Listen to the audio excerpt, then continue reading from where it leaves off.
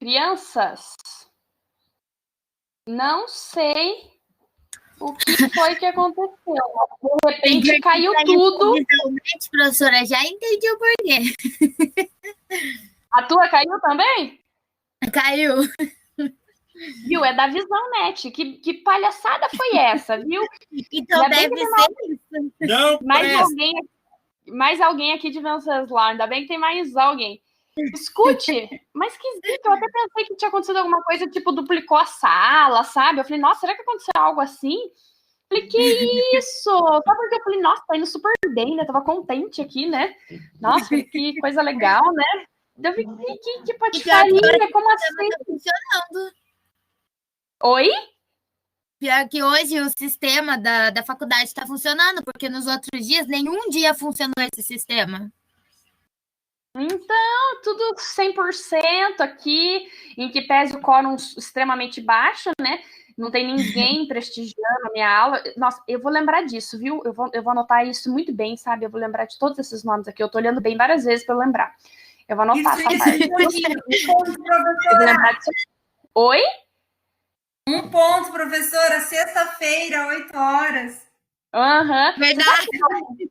Vocês sabem o que eu faço para os meus alunos presenciais? Eu acho que se a gente conseguir... Eu não vou prometer para vocês que a gente vai fazer aula ao vivo toda semana, mas eu vou tentar aí, pelo menos a cada 15 dias, a gente marcar para conversar, igual hoje, tá?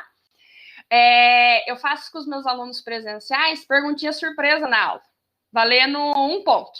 Quem acerta inteira ganha 1 ponto, se acerta metade ganha meio. Vou começar a fazer assim o dia que a gente marcar. Eu quero só ver eu aceito, professor. Pode ser, professora. Né? Vira pontinho extra, tá? Eu quero ponto também, professor. Não é da média ali. Só a Olha, gente que tá aqui, ó. Marca notícia, quem tá aqui e dá ponto, né, Luiz? Não vamos espalhar a notícia, só nós entra daí. Viu? Liguem a webcam que eu quero ver quem que é quem aí, que eu não conheço ainda. Professora, eu tô ouvindo. A Arlete eu sei quem que é, que eu lembro. A Maria Eduarda, uma aqui eu conheço, que é de Venceslau. Sou eu. A Maria Eduarda da Silveira, né? Isso. Silveira. A Maria Eduarda eu conheço. E o Luiz Gustavo? Vamos ver quem que é. O Luiz Gustavo é nosso representante, né? Isso. O Luiz é nosso representante. A Thalita, não lembro. Nós temos a primeira carteira. A situação da pessoa. Nossa, tô descabelada. Misericórdia. A Arlete, eu lembro da horrível. Quem mais? Mas tinha mais alguém aqui. A outra Cadê a Maria? outra Maria Eduarda? A outra Maria Eduarda. Agora a senhora já viu, né? Vou desligar meu ouvido. Ela tá digitando. Mas você já tá bonita, né, Thalita? Você viu que gente sem graça? Eu vou lembrar disso daí, que você me deixou no vácuo. Eu vou lembrar. Eu vou ligar de novo. Calma. É mesmo, professora. Oi? Ô, professora. Lembre disso, a Thalita desligou na cara da senhora. Não, eu vou lembrar disso, viu, Thalita? Eu vou lembrar bem. Eu tô olhando bem. Ó, tô olhando bem para lembrar bem de vocês. Pra eu não esquecer bem da sua cara, tá? Ai, que horror. O Luiz parece que tá deitado. Eu tô. Tá bem deitado, né? Gente, mas olha, hoje foi um dia difícil, viu? Aproveitando que deu uma pausinha aqui, a gente descontrair, né? Hoje fui trabalhar, trabalhei o dia inteiro, saí daqui 7 horas, cheguei aqui 7 horas, eu falei, puta merda, viu? Não vai dar tempo. No fim, deu tudo certo. Deu tudo certo, estamos aqui, né? Viu? Sobre o que eu já falei com vocês. Vocês perceberam que eu falo rápido, né? Sim. Mas é normal, viu? Os meus alunos falam que eu falo muito rápido. Então, professora, fala devagar. Então, se vocês acharem que tá rápido... de Brasense. Se vocês acharem que tá um pouquinho rápido, pode falar, professora, vai mais devagar um pouquinho, né? Não é porque a aula vai ficar gravada que não dá pra gente falar mais pausado, pra vocês aproveitarem mais, né? Dentro daquilo que eu conversei com vocês aqui até agora, vocês têm alguma dúvida? Eu tenho dúvida qual que são os sistemas, professora. Oi? Os sistemas são, tipo, ONU, essas coisas? Isso, sobre a questão da responsabilidade. essa questão de responsabilidade civil objetiva, sobre essa questão da coercibilidade, sistema preventivo e repressivo. Tranquilo? Mais ou menos. Mais ou menos. Não é tão difícil quanto parece, gente. A questão dos direitos humanos, eu vou ser bem sincera com vocês. Direitos humanos, direito internacional, direito administrativo também, são matérias, pessoal, que não é muito palpável, porque a gente não está acostumado a lidar com isso, né? É muito hipotético, muito teórico, né? Então, você pega um texto ali e você fica imaginando ali, pensando, o que será que é isso, o que é aquilo? E assim, é natural, tá? Eu sei porque quando eu estudei na faculdade era assim. Então, e eu tive ainda direitos humanos no último ano, né? Vocês têm aí logo no começo, né? Então, eu tive direitos humanos e direito internacional no último ano. Então, a gente já tinha uma bagagem maior, então se tornava um pouco mais fácil. Mas ainda assim era muito difícil, porque a gente falava, meu Deus, isso daqui é uma abstração. É uma coisa que não existe na nossa realidade. E é natural, tá? Então, assim, se você falar para mim, professora, né, é difícil, a gente não consegue entender, eu vou entender vocês, né? É natural, tá? Eu fico preocupada de vocês não perguntarem nada, na verdade, né? E não mando pergunta lá no grupo, eu falo, poxa vida, né? Nossa, será que só eu que achava difícil, né? Eles estão achando super fácil. Agora a Thalita se sentiu à vontade para desconectar, né? Ela pensou bem, agora eu posso desligar, né? Ah, prof, o Luiz Gustavo já desligou e a senhora nem falou nada. Ah, marcação. É só você, né, Thalita? Você que me deixou no vácuo aquela hora, né? Mas tá tudo bem agora. Não, viu? mas é que na verdade eu tô com o Note, mas o Note tá no monitor, eu não sei para onde eu olho, sabe? Tá aberto o monitor e o Note. Gente, pior, né? Tá meio frio aqui nessa zona, né, Maria Eduarda? Esses dias tá no frio. Daí tá querendo me dar gripe. Hoje ainda tá mais tranquilo, porque ontem acho que tava mais frio. Ontem tava mesmo. Daí eu tô começando a ficar com medo, que eu falei, meu Deus, agora vai me dar gripe, né? E meu sobrinho hoje tava espirrando perto dele, eu falei, tia, será que é o corona? Eu falei, não é o corona. Eu falei, tá tudo bem. E ele tem pandemia. Você é um dos dois suspeitos? Esse meu sobrinho é uma piada, gente. É uma piada. Qualquer dia, se a gente fizer uma aula, ele estiver aqui, eu vou mostrar. Ele é uma piada. E bravo. Daí tem dia que ele fala bem assim, porque eu sou muito bravo, tia. Eu sou muito bravo. Bravo igual meu pai. Daqui a pouco ele fala, não, igual meu avô. Bravo, né? Daí daqui a pouco ele pega e dá um abraço. Ai, tia, porque eu gosto tanto de você, tia. Daí dá um abraço. Eu falo, nossa, você não era bravo?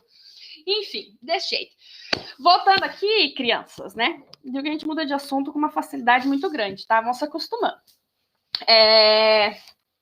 Voltando aqui, sistema de proteção, que eu tava falando para vocês. Sistema global, que é um sistema que comporta tudo, abrange tudo lá, todos os países, todo mundo. Fora o sistema global, que todo mundo pode invocar o sistema global, todos os países, né? Eu tenho sistemas regionais, que é o sistema africano, o sistema europeu e o sistema interamericano. Tá, esses sistemas, eles, como o próprio nome sugere, eles vão para cada realidade ali, né?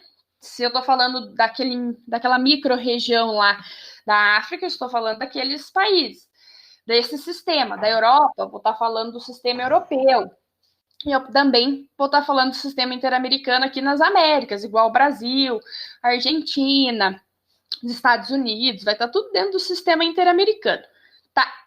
O que eu dizia para vocês antes de dar aquela pausa aqui, meio sem sentido nenhum, né? Que eu não sei o que aconteceu, né? Deve ser culpa da Visão Net. O sistema africano, pessoal, ele é o mais deficitário. É o sistema que surgiu por último. Ele tem uma deficiência muito grande. Por que eu digo que ele tem uma deficiência muito grande, pessoal? Porque ele veio só em 1981. Então, ele não tem... Professora. Oi? O regional, no caso, ele trata de algumas as regiões de cada estado.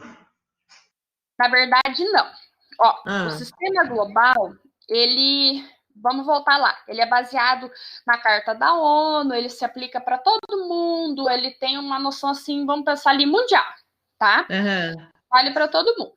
A gente vai estudar mais para frente, bem especificamente cada sistema, tá? Mas vocês precisam ter uma ideia do que significa, né? Tá. O sistema global, ele esse sistema baseado na Carta da ONU. Qual Carta da ONU? A Carta da ONU de 1945, que estruturou um sistema de proteção mundial, tá? Esse sistema vale para todo mundo, todas as nações, todos os povos. Além desse sistema, eu tenho aquilo que é chamado de sistemas regionais. Quantos são os sistemas regionais? São 3. Sistemas regionais são o europeu, interamericano e africano. Tá. Por que eu falei para vocês aquela hora de relativismo, regionalismo, essas questões culturais? Por que eu estava dizendo isso? Olha, porque o sistema regional, ele leva muito em conta essas questões, tá? Mas o que eu queria dizer para vocês é que a gente deveria, pensando em aspectos culturais, ter muito mais do que 3 sistemas. 3 sistemas é pouco, na verdade, né? Porque como é que eu vou conseguir atender características peculiares de cada estado? É pouco 3, tá? Quando eu penso ali, que eu dizia para vocês, do sistema africano, que é o último que foi criado, ele é de 1981. Qual que é o instrumento legal base desse sistema africano? O sistema legal base dele é a Corte Africana de Direitos Humanos e dos Povos. Ela entrou em vigor em 1986, tá? Então, essa é a carta base deles. Lá nessa Corte Africana de Direitos Humanos e dos Povos, que entrou em vigor na órbita internacional em 1986, vocês vão encontrar ali os instrumentos bases, né, que tratam do sistema africano. E o sistema interamericano? Esse sistema, ele é de 1948, tá? Ele vem lá na Carta de Organização dos Estados Americanos. Só que essa Carta de Organização dos Estados Americanos, em que pese ela tenha vindo lá em 1948, o sistema interamericano, propriamente, ele só entrou em vigor em 1978. Qual que foi o instrumento legal que fez com que esse sistema interamericano de proteção entrasse em vigor? Esse instrumento legal, o instrumento jurídico, é aquilo que nós chamamos de Convenção Americana sobre Direitos Humanos. Convenção Americana sobre Direitos Humanos. Essa convenção, ela é de 1969, tá? Destaquem aí, para quando vocês forem estudar, que em que pese a Convenção Americana seja de 1969, ela só entrou em vigor em 1978, tá? Quer dizer o quê? Que apenas a partir de 1978, se eu for pensar por aí, é que esse sistema ele começou a ter uma atuação muito mais incisiva, tá bom? Professora, mas ele só existia a partir de 1978? Não, tomar cuidado, tá? Lembra que a gente falou lá atrás de 1948 já. O sistema interamericano é o nosso sistema. É o sistema que o Brasil faz parte. Ele se iniciou, ele foi criado em 1948. Isso. Mas ele só entrou em vigor em 1978. O instrumento legal, base dele, sim, que alicerça as decisões, tudo mais. Só que, assim, tomar cuidado, Arlete, que isso não significa que não existia nada antes. Havia a Carta de Organização dos Estados Americanos. Essa carta é de 1948, tá? É igual ao sistema africano, ele surgiu em 81. Só que o instrumento legal que norteia ele foi vir só em 86, tá? Então, você percebe que tem ali um delay, um atraso na criação normativa, na verdade, né? Voltando aqui, o sistema interamericano, ele tem uma atuação intermediária. Ele é mais atuante que o africano, mas ainda não é tão atuante. Ele é um sistema ainda incipiente, vamos colocar assim, tá? Não tanto quanto o africano, tá bom? Esse sistema, ele ainda está no nível intermediário. O sistema que a gente diz que é o mais avançado, por exemplo, né? É o sistema europeu. Esse sistema europeu, ele é de 1950, tá? Ele é o mais atuante. Ele tem como instrumento jurídico ali a Convenção Europeia dos Direitos Humanos. Essa convenção, pessoal, entrou em vigor só em 1953. Vocês perceberam que em todos os sistemas eles surgiram antes e depois veio um instrumento legal? Perceberam?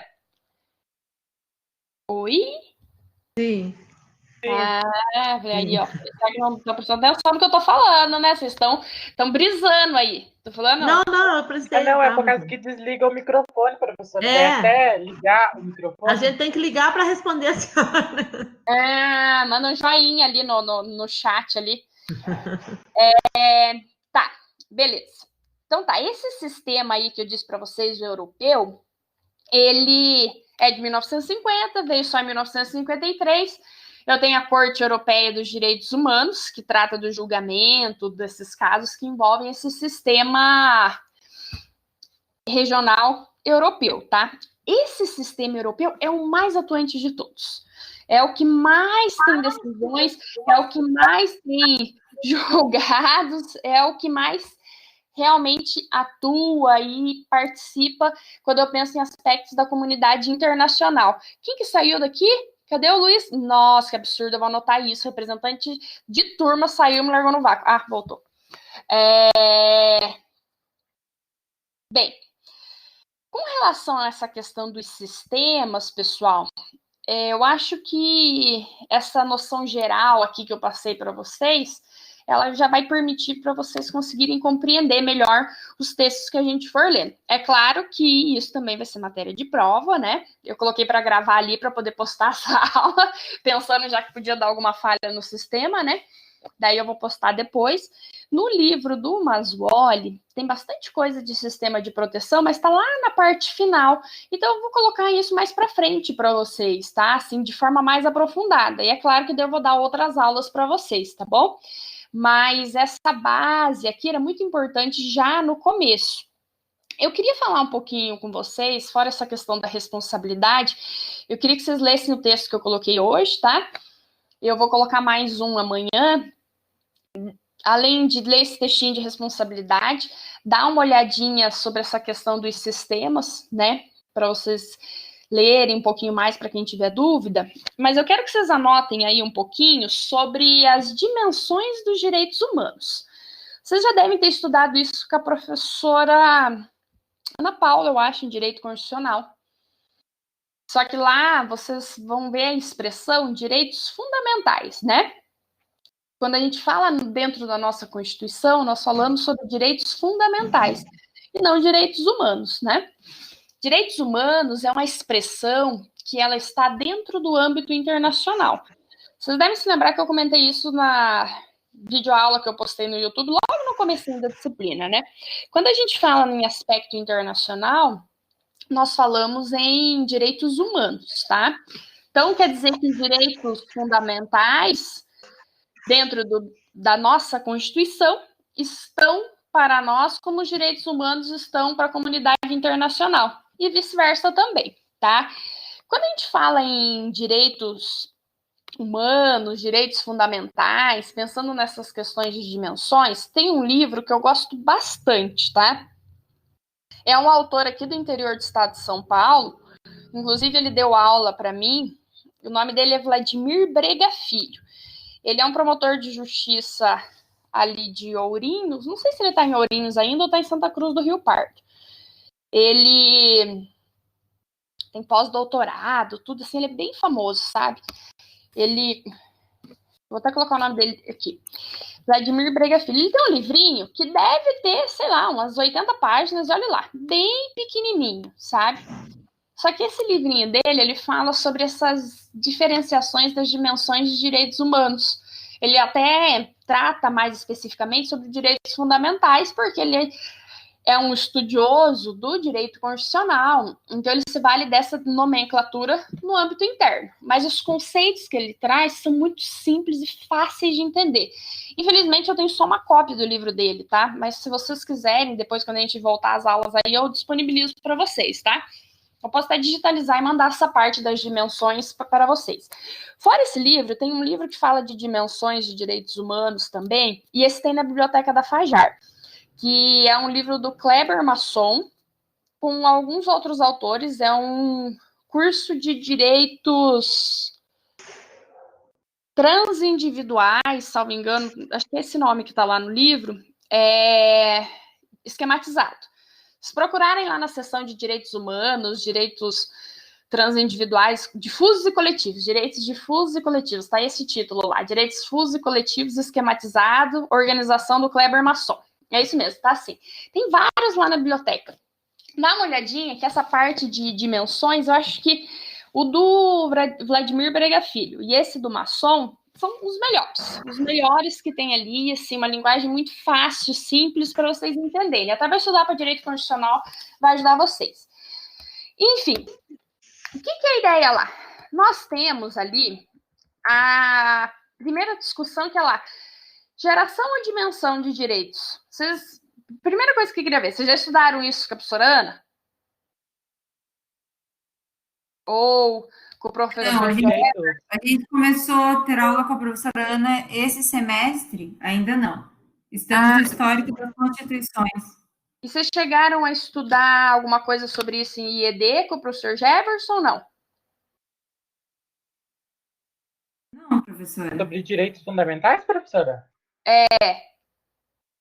Eu lembro dele falar. Jefferson. Isso. Eu pergunto para vocês, que às vezes eu começo a falar e tem coisas que às vezes vocês até já sabem. Então, se alguma coisa que eu falar, vocês já tiverem estudado, pode me interromper, tá bom? Tá bom. Tá. Primeira coisa aqui é que tem uma discussão ali, a expressão técnica são gerações ou dimensões. Isso eu até falei na aula para vocês, numa daquelas aulas gravadas. A discussão que os autores trazem é que, assim, quando eu falo em geração, eu penso que uma está se sobrepondo à outra. Imagina lá os nossos avós, tem os nossos pais, nós, depois nossos filhos. Querendo ou não, uma geração se sobrepõe à outra, né? Porque ninguém é eterno, né? Então, uma vai ocupando o espaço da outra. Os autores modernos, eles dizem que, em que pese a utilização da expressão geração, o ideal é a gente pensar em dimensões. Porque quando eu falo em direitos, os direitos, eles não estão... Um não vem ocupando o lugar do outro. Na verdade, os direitos, eles vão se complementando. Um vai se complementando ao outro. Vai um na sequência do outro. Eles vão aí agregando cada vez mais direitos, não é isso? Eu não tenho um direito que existia há 10 anos atrás e hoje ele deixou de existir, não é verdade? Eu não tenho direito à vida e hoje ele não existe mais? Vamos pensar. Não, né? Não é isso? Quando eu penso em dimensão, eu tenho essa ideia de que os direitos, eles estão se complementando, que eles estão se agregando um ao outro. Por isso que eu passei aquele trabalho aquela vez para vocês sobre a proibição de retrocesso. Aquele trabalho era para vocês terem uma percepção a respeito disso. Porque a proibição de retrocesso, assim, em linhas gerais, ela tem por objetivo proibir que um direito, uma vez incorporado no ordenamento jurídico de um país, de um estado, que ele, uma vez previsto, que ele nunca mais ele possa deixar de ser contemplado. Quer dizer o quê? Se eu tenho, por exemplo, direito à vida, dignidade da pessoa humana, saúde, liberdade de expressão, por exemplo, pela proibição de retrocesso, não pode vir uma nova Constituição, por exemplo, e retirar esses direitos. Esses direitos fundamentais, eles, uma vez incorporados na órbita jurídica, eles nunca mais podem sair, tá? Eles vão eternamente continuar existindo, tá? Então, a proibição de retrocesso, quando os autores falam dela, essa relação ao non-cliquet, que é uma expressão usada mais no direito francês, ela é para dizer isso, para dizer para nós que esses direitos não podem nunca mais retroceder. Eu posso cada vez agregar novos direitos, por isso que eu falo em dimensões, cada face, cada complementação. Mas eu nunca posso tirar um direito, vai vir sempre mais, tá? Enfim, pensando nessa percepção de dimensões dos direitos, a primeira delas, ela tratava de direitos de liberdade, tá? Esses direitos de liberdade, que tratavam ali de liberdades individuais, eles falavam de uma prestação negativa do Estado, tá?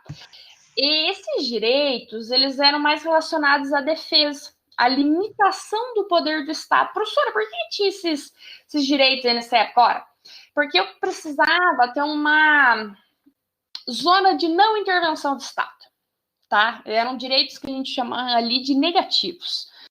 Ou seja, eu estava bem naquela época dos governos absolutistas, eu tinha que ter uma abstenção do Estado. Ou seja, o Estado tinha que se pautar por um não agir, ele tinha que ficar inerte, parado, para que eu pudesse agir, tá? Então, a primeira dimensão dos direitos aí, dos direitos humanos, né? A gente acaba acostumando em falar muito em direitos fundamentais, porque eu também sou professora de direito constitucional, então às vezes a gente acaba tendo esse vício. Mas essa ideia, né, da primeira dimensão é o quê? São direitos de oposição ao Estado, tá? Esses direitos eram relacionados com as liberdades públicas, direitos individuais, direitos civis, políticos. São todos direitos que eu posso compreender como de primeira geração. Por quê? Esses direitos, eles sempre pensavam no não agir do Estado, como, por exemplo, liberdade minha de expressão. Para eu poder exercer minha liberdade de expressão, o Estado tem que ficar inerte. O Estado ficando inerte, eu consigo exercer minha liberdade de expressão. Se o Estado fica só me reprimindo, eu não conseguia exercer esse direito. Liberdade de associação, de manifestação, isso tudo está dentro da primeira dimensão. Então, qual que seria a característica central da primeira dimensão dos direitos humanos, direitos fundamentais dentro da órbita interna?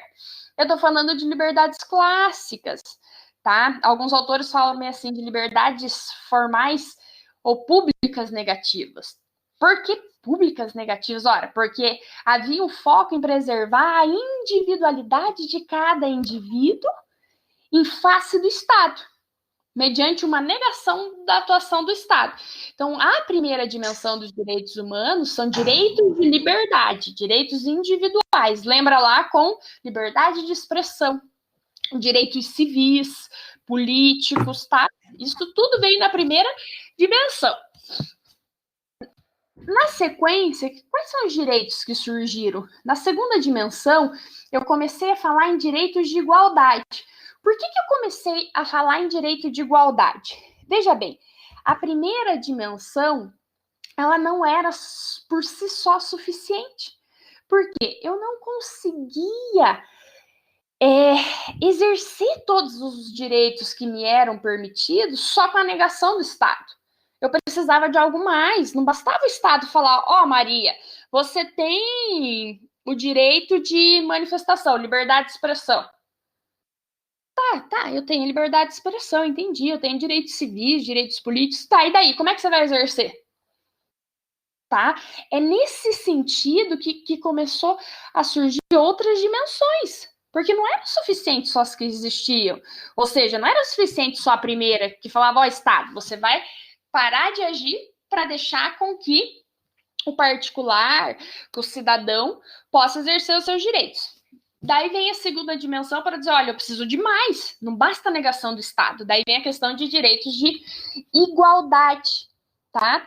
Nessa segunda dimensão, elas tinham por objetivo assegurar o exercício dos direitos da primeira dimensão, tá? Porque a simples existência deles não era suficiente, tá? Eu precisava dos mecanismos para assegurar a proteção e a defesa desses direitos. Daí, o que eu tenho aí? Nesse aspecto aí de direitos de igualdade, é que começa a aparecer para mim direitos sociais, prestações sociais, direitos culturais, para que os homens, né, pudessem ter o exercício daqueles direitos assegurados na primeira dimensão de forma mais eficaz, tá?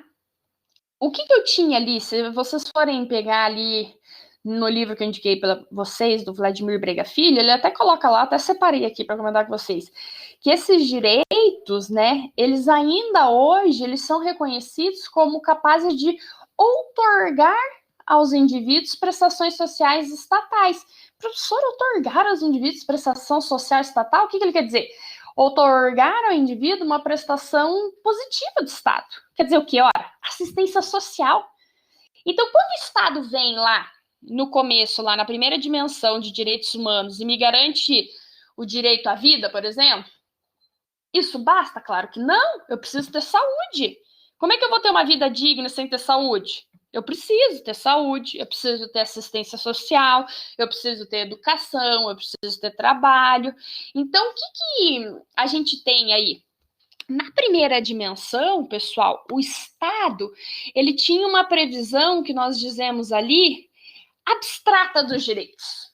Uma previsão abstrata. Ele falou assim, ó, eu, pelo meu não agir, permito que você tenha ali liberdade de expressão, direito à vida, liberdade de manifestação. Tá, mas Estado, você ficando inerte me permite que eu né, possa me valer desses direitos. Mas como que eu vou exercer, Estado?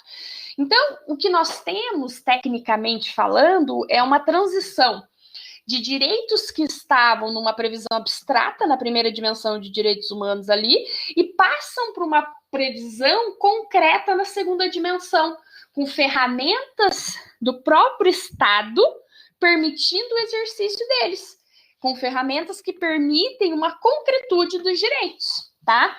Daí vem a questão da assistência social, da educação, do direito à saúde, pensando ali em sistemas de saúde, tá?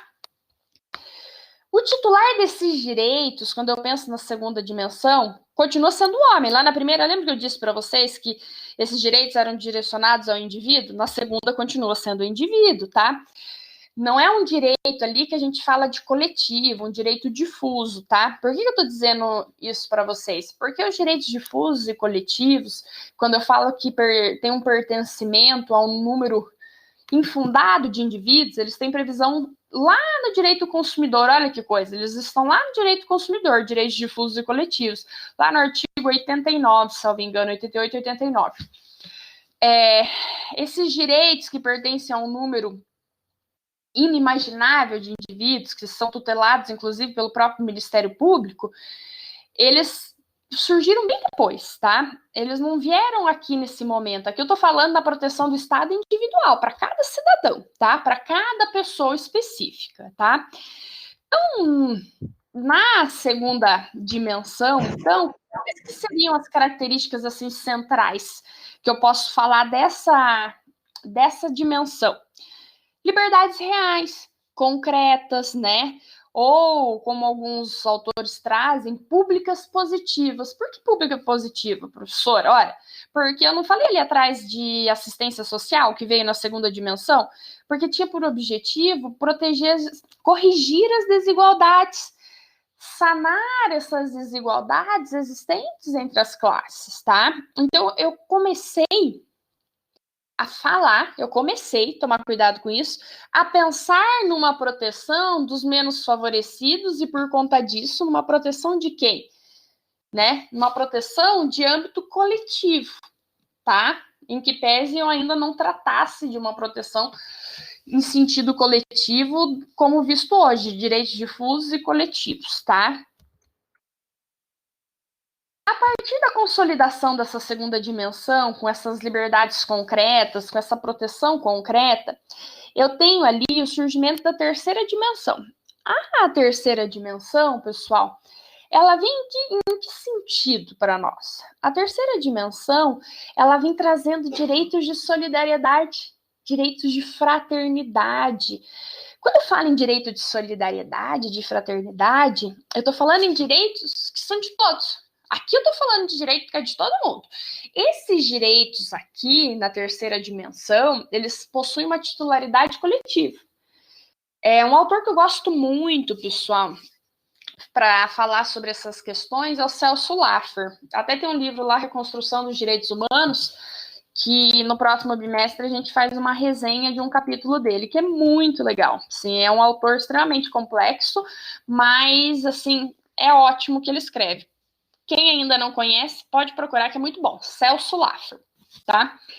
O Celso Laffer, ele diz assim, que esses direitos na terceira dimensão, eles não têm como titular o indivíduo, especificamente, porque eu estou falando de direitos de solidariedade, de fraternidade. Então, são direitos que pertencem a grupos, tá? Como uma família, um povo ou uma nação. Eu penso em questões regionais, étnicas, e até mesmo em questões de humanidade, em conceitos de humanidade propriamente. Então, essa ideia vem só na terceira dimensão, tá? O Ingo Wolfgang Sarlet, ele já diz assim que há uma distinção, né, desses direitos de terceira dimensão com relação aos da primeira dimensão e da segunda, porque ele diz assim, aqui nós temos uma titularidade que é coletiva. Como, por exemplo, meio ambiente é de todo mundo, né?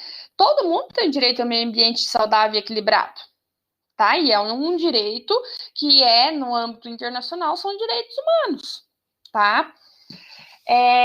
Uma questão interessante, que daí o Vladimir Brega Filho fala, é que, ora, esses direitos, em que pese de titularidade coletiva, não impedem que cada indivíduo que se sinta eventualmente lesado possa exercer o seu direito, tá? Eles são direitos que podem ser exercidos coletivamente, mas que não afastam o exercício individual por cada cidadão, tá? Como a questão do meio ambiente, por exemplo, tá bom? Nessa terceira dimensão, os autores trazem como direitos que também podem ser compreendidos como dentro dela, o direito à paz, a um desenvolvimento saudável e equilibrado dentro dos aspectos de desenvolvimento global, mundial, né? E isso são peculiaridades, tá? Alguns autores trazem outras questões que poderiam ser compreendidas como direitos de terceira dimensão, como o Vladimir Brega Filho, que diz ali que poderia ser terceira dimensão, direito ao patrimônio comum da humanidade, direito à autodeterminação dos povos. Isso é uma opinião dele, vou ser sincera que não são muitos autores que concordam com ele, tá bom? Mas ele se manifesta nesse sentido, tá bom? Como eu disse para vocês que eu gosto dele, né? Então, eu acho interessante mencionar que isso daí é uma questão que ele que trata, tá bom? O que seriam as principais características dessa dimensão, então? Quando eu estou falando na terceira aqui, a principal característica seria reconhecimento internacional de direitos da humanidade, direitos do homem como um cidadão do mundo, como parte de um mundo globalizado, como pertencendo a essa ordem mundial. Então, eu tenho ali um reconhecimento de uns direitos de dimensão coletiva, aquilo que a gente não tinha antes, tá? Então, isso vem aqui propriamente. Quando a gente fala de dimensões de direitos humanos, né, direitos fundamentais dentro da órbita internacional, da órbita nacional, né, vocês têm que anotar aí nos estudos de vocês que a doutrina clássica, né, tradicional, ela tratava apenas dessas 3 dimensões, tá? Eu, quando fiz faculdade, inclusive, eu me formei em 2010, então lá já foram 10 anos, eu tive direito constitucional no 2º ano da faculdade, então você pode colocar aí mais 14 anos atrás, né? Então, nessa época, a gente falava só em 3 dimensões, a gente não falava em 4, em 5, tá? Só que hoje a gente está discutindo até mesmo uma 6ª dimensão já. Por que a gente está falando de tudo isso? Ora, primeiro, pelo princípio da proibição de retrocesso, que você tem só uma acumulação de novos direitos. Segundo, porque a sociedade está em constante mutação. Você não vai ficar inerte, as coisas vão evoluindo, e o direito precisa evoluir para acompanhar essas mudanças, tá? Então, se antes a gente falava em 3 dimensões, que foi aquilo que eu vislumbrei quando eu estava na faculdade, hoje nós falamos em 4, 5 e autores discutindo até mesmo uma 6ª dimensão de direitos humanos, né? Essa dimensão aí, né, que vem aí na sequência, que seria a 4ª, ela, a partir da 4ª, não tem-se um consenso entre o que abrangeria cada dimensão, tá? Porque até a 3ª há uma unanimidade na doutrina. A partir da 4ª começam-se as discussões. Mas na 4ª dimensão, eu tenho, por exemplo, o Norberto Bobbio, que ele diz ali que ela é composta pelo quê? Ora, direito à integridade do patrimônio genético. Por que o Norberto Bobbio fala isso? Fala, olha, a gente está tendo um avanço genético muito grande, está tendo, assim, uma necessidade de proteção com relação à própria biotecnologia. Então, eu preciso pensar na 4ª dimensão como uma dimensão com capacidade de proteger os direitos do patrimônio genético de cada cidadão, tá? considerando isso como direitos humanos, direitos fundamentais, tá? O Luiz Ricardo Lorenzetti, ele vem falar de outras questões. Ele diz, por exemplo, como o direito à homossexualidade, a liberdade do indivíduo para optar por outro sexo, pela mudança de sexo, ou mesmo o aborto. Em que pese a gente fala assim de conceitos completamente distintos, como o Norberto Bobbio e o Luiz Ricardo Lorenzetti, vocês percebem que eles ambos tratam a respeito da integridade do indivíduo, de aspectos relacionados ao corpo, né, ao corpo do ser humano, né? Então, os dois falam isso. O que foge um pouquinho dessa questão é a ideia do Paulo Bonavides, porque o Paulo Bonavides, ele fala que essa quarta dimensão, ela contemplaria direitos decorrentes da globalização, como direito à democracia, direito à informação e o pluralismo político propriamente. Com relação ao pluralismo político, eu tenho até algumas certas dúvidas, porque a gente fala de direitos políticos e civis lá na primeira dimensão, mas não com essa amplitude que o Paulo Bonavides traz aqui. Então, vocês percebem que tem uma série, assim, de discussões, na verdade, na doutrina? Não tem como eu falar para vocês num conceito único estático da quarta dimensão em diante. Porque vocês viram que cada autor está falando uma coisa? Cada um traz uma ideia a respeito disso. O que eu sugiro, né, para vocês? Que vocês se atentem àquilo que cada autor diz, para uma eventual prova vocês pensarem assim, tipo... Professora, essa banca de concurso, por exemplo, ela adota a posição do Bobbio, né? Então, ela vai se pautar de uma certa forma, ou do Paulo Bonavides, tá? Cada autor, eles trazem uma discussão. O que vem sendo muito mais aceito na quarta dimensão hoje, pessoal, é a ideia de que são direitos relacionados a essa proteção aí do patrimônio genético, tá? Então, o que se tem uma maior aceitação no aspecto da doutrina é essa ideia do Norberto Bobbio, tá? Mas eu acho muito interessante a gente pensar em todos esses aspectos. O Paulo Bonavides, por exemplo, ele tem uma influência muito grande e ele traz outras questões. Essa questão que eu disse para vocês, por exemplo, como o pluralismo que está na primeira dimensão, é um argumento que o professor Vladimir Brega Filho usa. Ele fala, tá na primeira. Por que a gente vai falar sobre isso daí, tá? Agora que eu vi aqui, vocês assinaram com a Rosângela, depois, nossa, eu tô falando aqui, vocês não falaram nada, fiquei falando. Deixa eu só fechar, então, aqui a quinta dimensão, para deixar vocês, pelo menos, respirarem 5 minutos, né? Com relação à quinta dimensão, então, a quarta eu fechei. A quinta aqui é 2 minutinhos, tá? Na quinta dimensão, o autor que mais tem destaque, pessoal, é o Paulo Bonavides. Ele fala o que aqui? Que a quinta dimensão, ela está relacionada ao direito da paz. Por exemplo, a possibilidade de que todos nós tenhamos a garantia da paz a nível mundial, abrangendo questões como, por exemplo, direito ao esquecimento, que nós temos o direito a esquecer de questões que não nos interessam, né?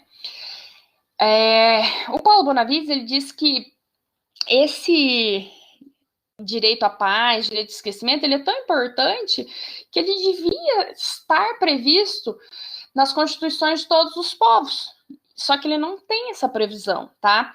Ele fez essa discussão, inclusive, no Congresso Ibero-Americano de Direito Constitucional, que foi ali em Curitiba, discutindo e invocando a necessidade de previsão em todas as constituições, tá? Mas é claro que isso foge da alçada do Paulo Bonavides, né? Isso tem uma repercussão muito maior, tá? Mas foi uma previsão dele. Pessoal, aqui a gente fechou as dimensões de direitos humanos, falou sobre várias outras coisas, sobre as questões dos direitos, responsabilidade civil do Estado, né, dentro da administração, responsabilidade internacional, falou sobre os sistemas regionais e globais, uma noçãozinha geral de um pouquinho de cada coisa, para esclarecer um pouco dos materiais. Espero que vocês tenham gostado. Se vocês tiverem dúvidas, não hesitem em mandar, tá? Que eu vou estar disponível para responder vocês. Eu já disse uma vez, às vezes eu posso demorar para responder, mas eu respondo, então não deixe de mandar mensagem, tá bom? Obrigada, boa aula. Desculpem eu ter avançado um pouquinho, não sabia que vocês tinham aula depois. Tá bom? Tranquilo, professora. Vocês não Tranquilo, Pro. Vocês não falaram nada, eu fico falando, porque eu gosto de falar. Se vocês tivessem falado, professora, eu tenho uma aula, eu tinha parado 8h30. A gente nem vai poder ir para a cantina hoje. Sacanagem, né? Poxa. Ficamos sem lanche hoje. Gente, tá? Aproveitem a próxima aula, tomem uma aguinha aí, dê uma levantada pelo menos nos próximos 10 minutos. Beijo. Tá bom. Tchau, Beijo, professora. professora. Beijo. Boa noite, professora. Tchau.